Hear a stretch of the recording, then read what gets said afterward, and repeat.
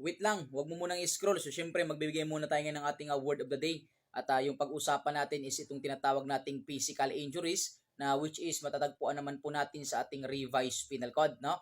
Ang sabi po doon, ang physical injury po natin or physical injuries po natin ay makukumit po siya by any person who shall wound, beat, or assault another. So, ibig sabihin, sinong tao man po na maaring makakos ng sugat sa ibang tao, pasa, or else kahit papasok pa yung tinatawag nating deformation ay maaring liable po for physical injuries po natin.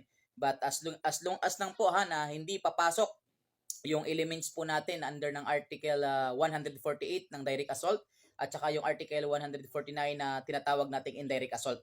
Okay, kapag hindi po pumasok yung elements nila, ay maaari po tayo ditong pumasok sa tinatawag nating physical injuries. Yung ating pong physical injuries ay meron po siyang categories, no? Meron po tayong tinatawag na serious physical injuries, meron po tayong less serious physical injuries, tsaka yung tinatawag po nating slight physical injuries. So now, paano nga po ba papasok, no? Paano ba natin siya ma-identify na serious, less serious, or slight?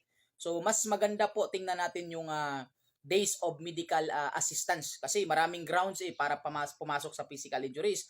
But then, mas mapapadali natin yung pag-differentiate sa kanila kapag doon tayo mag-focus to the numbers of the medical assistance. Okay? So, unang-una po, kung nagkataon po ay naka-inflict ako ng injury sa ibang tao, like for example, sinuntok ko itong si Pedro. So, nung nagsuntok ko siya, titingnan po yung natamong injury niya.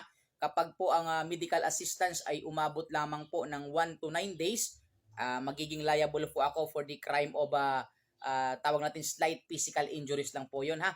That is considered slight physical injuries kapag 1 to 9 days ang medical assistance, no? At ang kanyang liability po ay maaring humantong lang po sa arresto minor po natin. No? Pag sinabing arresto minor, that is only 1 day to 30 days, no? Ang kanyang imprisonment.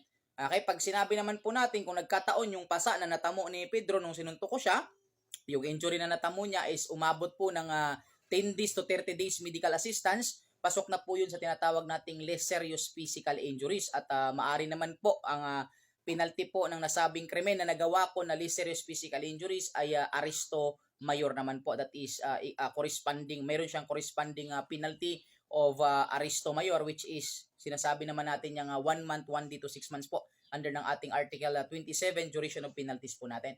At syempre, kung nagkataon naman po yung nasabing injury ay umabot po yung kanyang medical assistance for more than 30 days, no? Pag more than 30 days naman po, pasok na po yan sa ating serious physical injuries po natin na which is itong serious physical injury kasi is nakadepende din po yan sa injury na natamo natin. Maari kasi ang penalty dito is aabot ng aresto mayor in its maximum period.